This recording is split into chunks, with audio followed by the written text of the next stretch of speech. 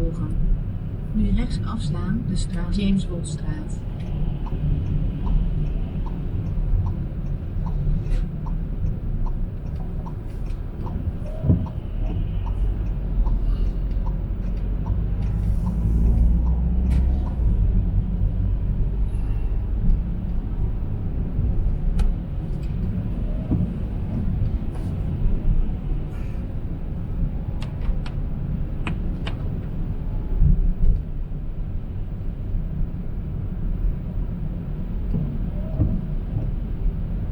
In the distant future, on the lush, vibrant planet of Nazareth, the air is thick with the...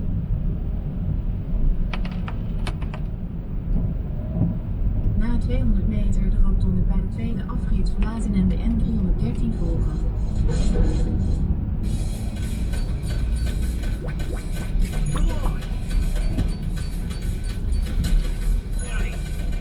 De tweede afrit nemen en de N313 volgen.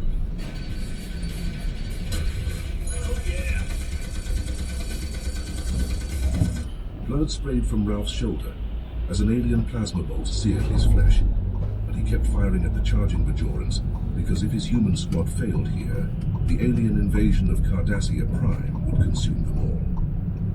Ralph James, a 35-year-old human soldier, crouched behind a crumbling wall, his pulse rifle barking as he fired at the oncoming horde of Bajoran warriors.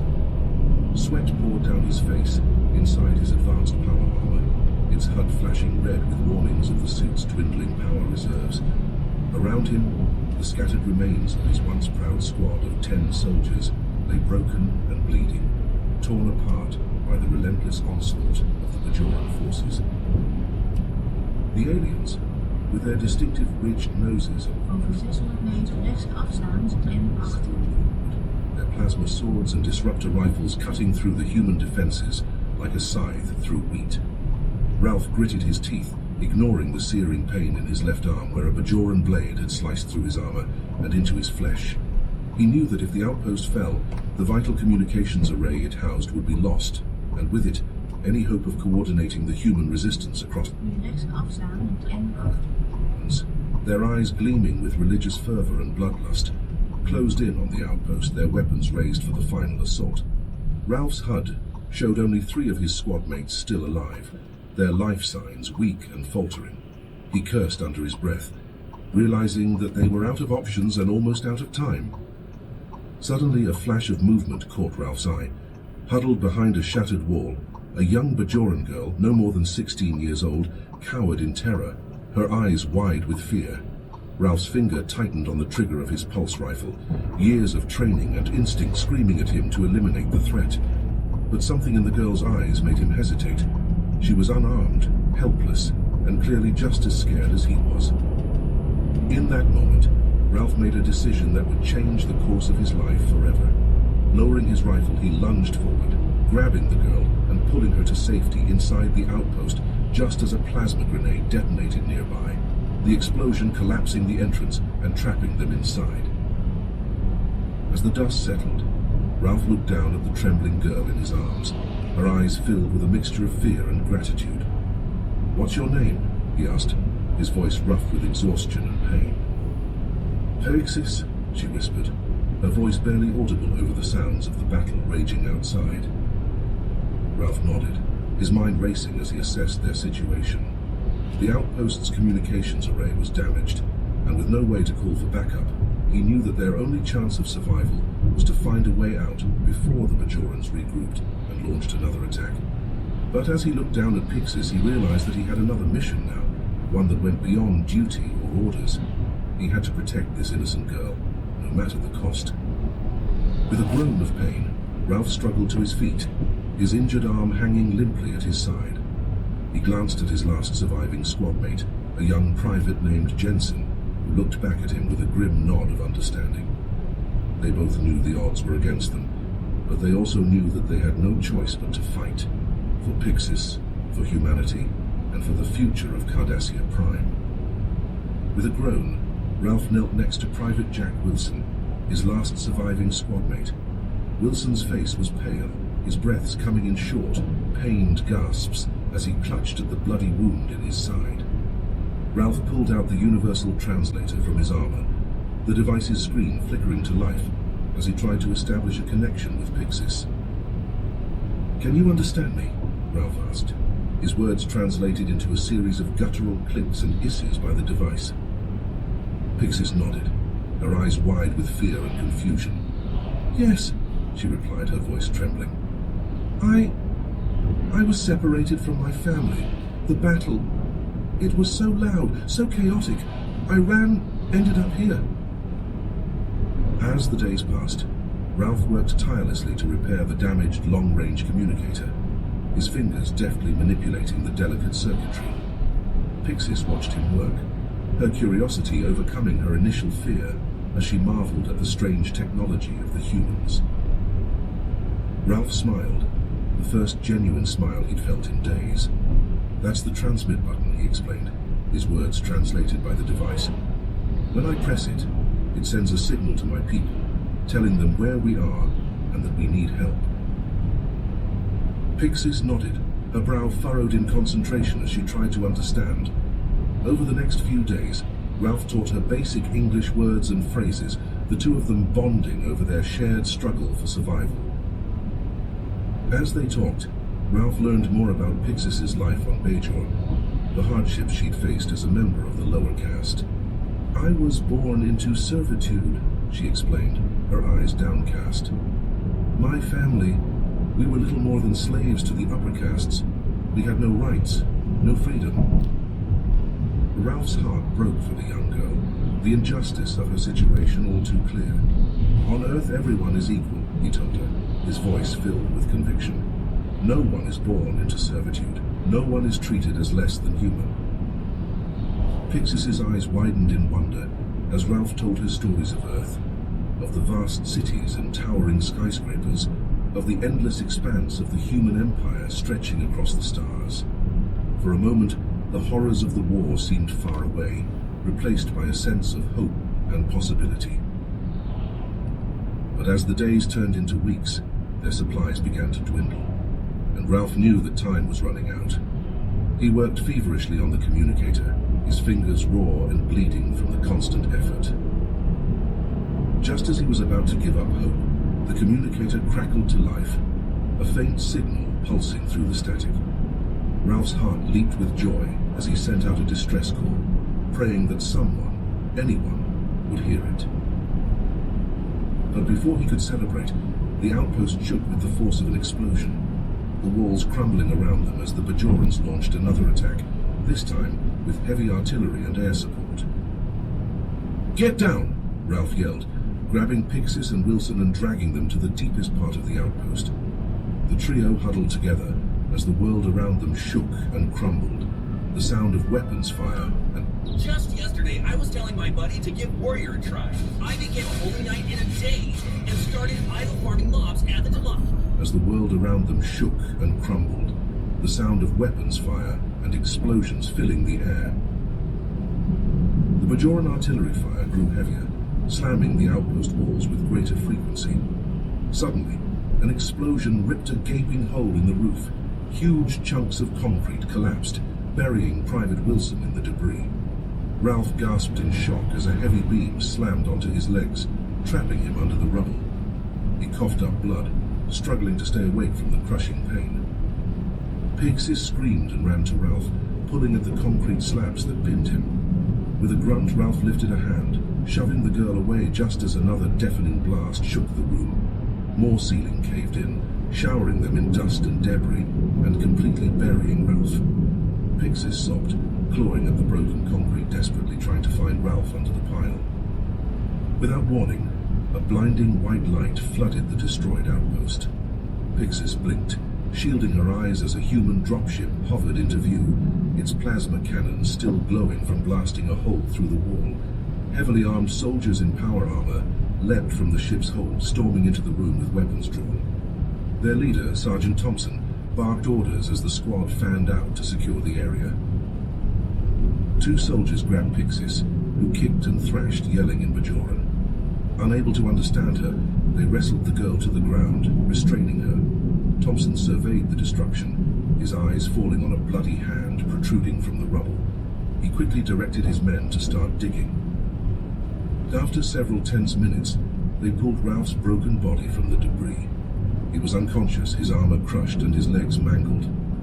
As the medic checked Ralph's vitals, Pixis finally managed to break free. She scrambled to Ralph, tears still flowing. Ralph's eyes fluttered open. "Sarge," he croaked. "The girl, she's with me. Helped me. Don't hurt her." His eyes rolled back in his head as he passed out. Thompson nodded to his men, who released Pixis. The squad quickly loaded Ralph onto a stretcher and carried him to the waiting dropship, with Pixis close behind. The ship lifted off, racing towards the human fleet's medical frigate in orbit. On the frigate, doctors rushed Ralph into surgery as Pixis was ushered away by security personnel. For hours, she paced the waiting area, refusing to leave until she knew Ralph would be okay. Finally, a doctor emerged and informed her that Ralph was in critical condition, but stable. They had placed him in a stasis pod to heal. In the weeks that followed, Pixis remained on the frigate under the watchful eye of the human military. They soon realized her knowledge of Bajoran language and society could be invaluable to the war effort. Pixis spent hours with intelligence officers, providing insights into Bajoran tactics and culture. All the while, she visited Ralph's stasis pod every day, watching as his wounds slowly healed. The more time she spent with the humans, the more she found herself drawn to their strange but fascinating culture, and to Ralph. As Ralph recovered, the two grew closer, spending long hours talking and learning about each other's worlds. Their bond was abruptly shattered when a massive explosion tore through the medical frigate. Alarms blared as fires raged across the deck. In the chaos, a Bajoran sleeper agent disguised as a human nurse grabbed Pixis, dragging her away at gunpoint. Ralph, still groggy from the stasis pod, could only watch in horror as the agent disappeared with Pixis into the smoke and flames. As the frigate's crew rushed to contain the damage and treat the wounded, Ralph struggled to his feet, his heart pounding with desperation and rage. He didn't know how, but he swore he would find Pixis and bring her back, no matter the cost. Ralph limped down the corridor of the medical frigate, his face grim with determination. The wounds from his last battle still ached, but he pushed the pain aside, focused on only one thing, saving Pixis. He barged into Captain Harris's office, slamming his fist on the desk. "I'm going after her, sir, I have to," Ralph growled, his voice low and fierce. Captain Harris looked up, his brow furrowed. "Absolutely not. You're in no condition for a mission." "With all due respect, sir, I know Pixis better than anyone. I know how important she is to the Bajorans. We can't afford to lose her." Ralph's jaw clenched, his eyes blazing with intensity. Harris studied Ralph for a long moment, then sighed. "All right, soldier. You're on the rescue team, but you follow orders, understood?" Hours later, Ralph sat in the hold of a captured Bajoran shuttle, checking his pulse rifle for the 100th time. Beside him, Sergeant Thompson and 4 other elite soldiers prepared for the infiltration. As the shuttle slipped past the compound's defenses, Ralph's heart pounded with anticipation and fear. They had to get Pixis out, no matter the cost. The shuttle touched down and the team split up, Ralph and Thompson heading for the detention block. They crept through the maze-like corridors, the eerie silence broken only by the hum of their armor's power systems. Suddenly, a burst of disruptor fire erupted from ahead. Ralph dove for cover, his rifle spitting plasma bolts at the Bajoran guards. Thompson fell, a sizzling hole in his chest.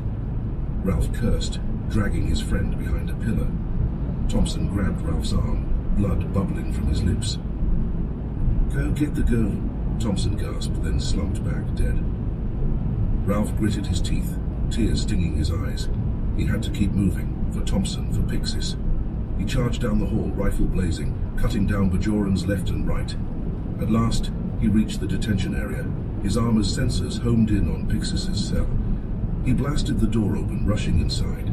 Pixis looked up, her eyes wide with fear and hope. "Ralph!" she cried, leaping into his arms. A cold laugh cut through the air.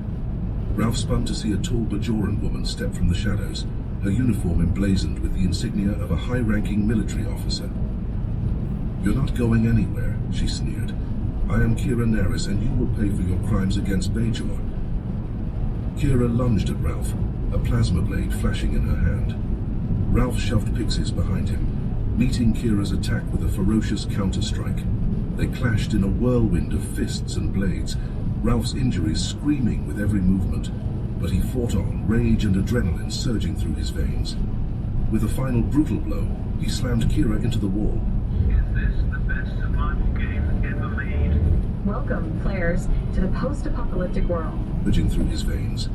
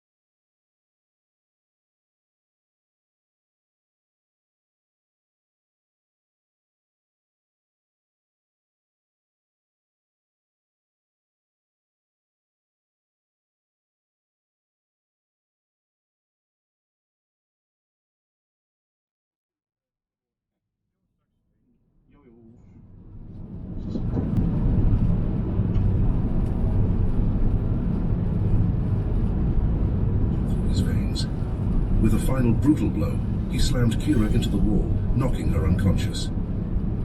Ralph grabbed Pixis' hand, and they raced through the compound, alarms blaring around them. Bajoran soldiers poured into the corridors, disruptor fire filling the air. Ralph pushed Pixis ahead, shouting for her to run while he held off their pursuers. Alone, Ralph stood his ground, a one-man army against the tide of Bajoran warriors. His rifle bucked in his hands, plasma bolts ripping through armor and flesh.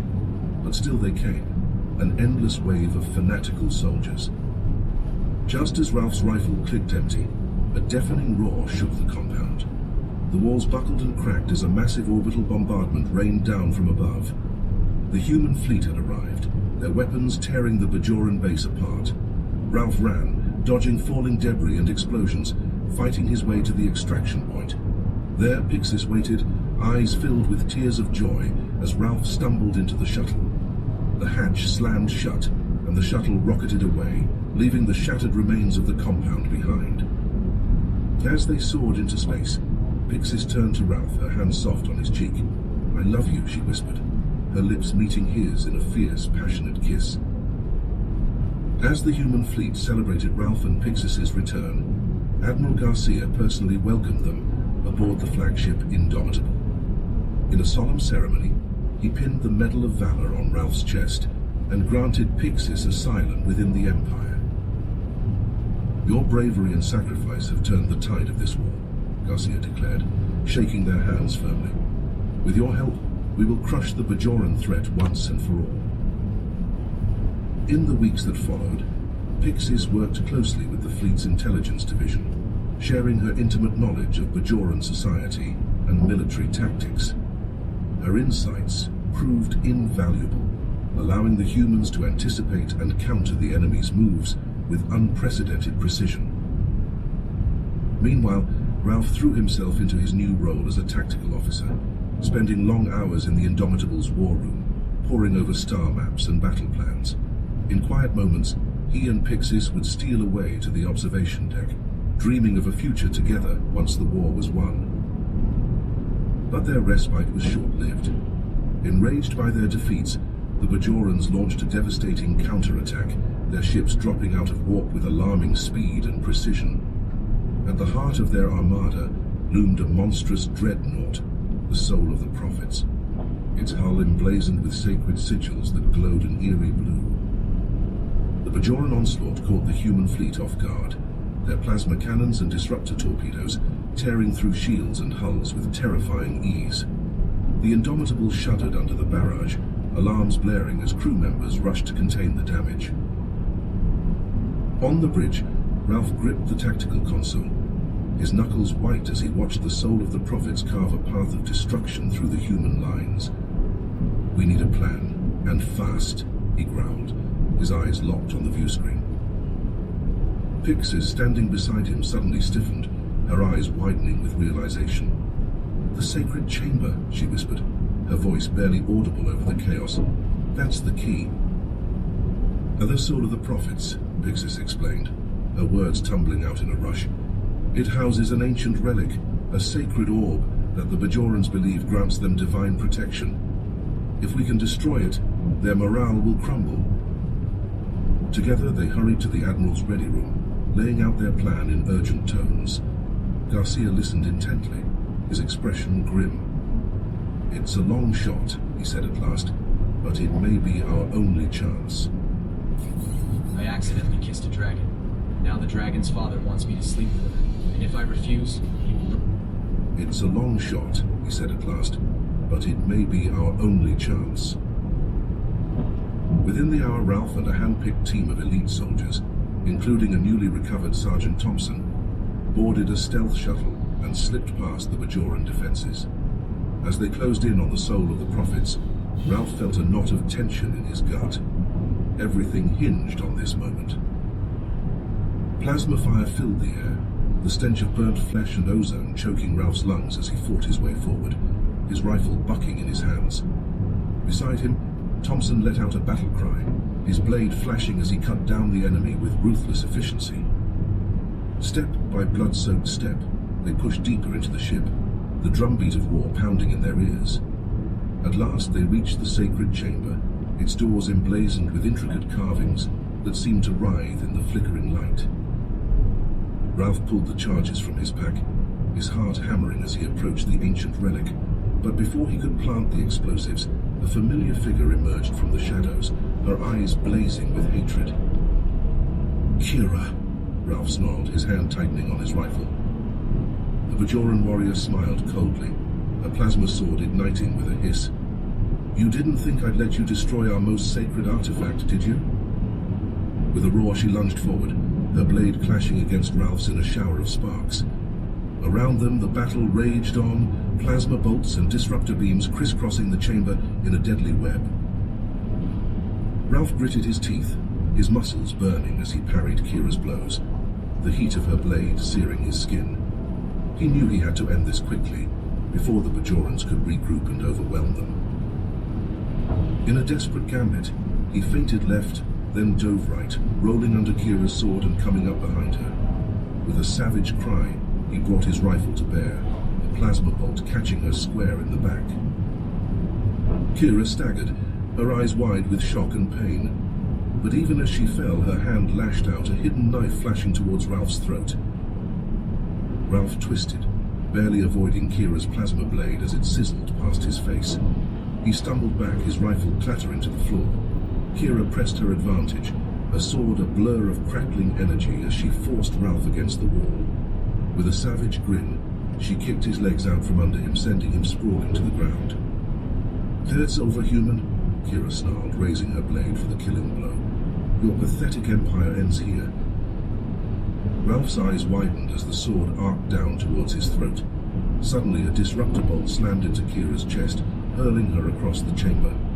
Ralph looked up in shock to see Pixis standing in the doorway, a stolen Bajoran pistol smoking in her hand. "Pixis," Ralph gasped, struggling to his feet. "What are you doing here?" "Saving your life," Pixis replied, rushing to his side. "I couldn't let you face this alone." Together, they turned to the sacred artifact, its eerie glow pulsing like a heartbeat. Ralph pulled the charges from his pack, his hands shaking as he armed the detonators. Pixis stood guard, a pistol trained on the chamber entrance. As Ralph set the final charge, a deafening boom shook the dreadnought. He grabbed Pixis's hand, pulling her towards the exit. "We have to go now." They sprinted through the corridors, the ship shuddering and groaning around them. Bajoran soldiers lay strewn in their wake, cut down by Thompson and the rest of the infiltration team. Ralph's heart pounded in his chest as they reached the extraction point, the stealth shuttle waiting with its hatch open. Plasma bolts streaked past them as they leaped into the shuttle, Bajoran warriors pouring into the hangar bay. Thompson slammed the hatch shut, shouting for the pilot to take off. The shuttle burst from the dreadnought, engines screaming as it clawed for open space. Behind them, the soul of the Prophets convulsed, explosions rippling across its hull. In a blinding flash, the dreadnought detonated, the shockwave slamming into the shuttle and sending it tumbling end over end. Ralph held Pixis close, his eyes squeezed shut as the world spun sickeningly around them. When the shuttle finally righted itself, Ralph looked out the viewport to see the Bajoran fleet in chaos. Ships burned and broke apart, their formation shattered by the loss of their flagship. The human armada, seizing the moment, surged forward, their cannons and torpedoes ripping into the disorganized Bajorans. As the shuttle docked with the Indomitable, Ralph and Pixis were greeted by a sea of cheering faces. Soldiers and crew members alike crowded around them, clapping them on the back and shouting their names. Admiral Garcia pushed through the throng, his weathered face split by a rare smile. "You did it," he said, shaking their hands firmly. "You turned the tide of this war. The Bajoran fleet is in full retreat. We've won." But even as the celebrations swept through the ship, Ralph felt a nagging sense of unease. As he and Pixis pored over the intelligence reports flooding in from the front lines, a disturbing pattern began to emerge. "Look at this," Pixis said, pointing to a series of intercepted transmissions. The Bajorans were receiving shipments of advanced weapons and technology far beyond anything we've seen from them before. Ralph frowned, his eyes scanning the data. And these encrypted communications, they're not using any Bajoran protocols. It's like they were being guided by someone else, someone pulling the strings from the shadows. As the evidence mounted, the truth became impossible to ignore. The Bajorans had not been acting alone. A mysterious alien race, known only as the Shadows, had been manipulating the conflict from behind the scenes, supplying the Bajorans with the means to wage war against the humans. Ralph and Pixis, their ranks elevated to captain and commander, in recognition of their vital role in the war, found themselves at the forefront of a new battle. Tasked with leading a special task force to uncover the Shadows' true motives, they delved into a web of conspiracy and deceit that threatened to unravel everything they had fought for. Piece by piece, they uncovered a chilling reality. The Shadows had infiltrated both the human and Bajoran governments, manipulating events to drive the two species towards mutual destruction. The war, it seemed, had been merely a smokescreen for a far more sinister agenda. As Ralph and Pixis raced to expose the Shadow conspiracy, they knew that time was running out. The Shadows were moving towards their endgame, a cataclysmic event that would annihilate both humans and Bajoran. U wilt crypto verhandelen, maar er zijn zoveel cruciale beslissingen te nemen. Welke beurs moet u kiezen? Welke digitale portemonnee moet u openen? Waar bewaart u de token? En wat als ik het verlies? Nou, met plus 500 hoeft u al deze moeite niet te doen. U kunt gewoon CFD's verhandelen op Bitcoin, Ethereum en de... The Elder Race. Identify yourself. Indico of Clan Slaw, Second Lieutenant of the Research and Development Corps for the 5th Fleet.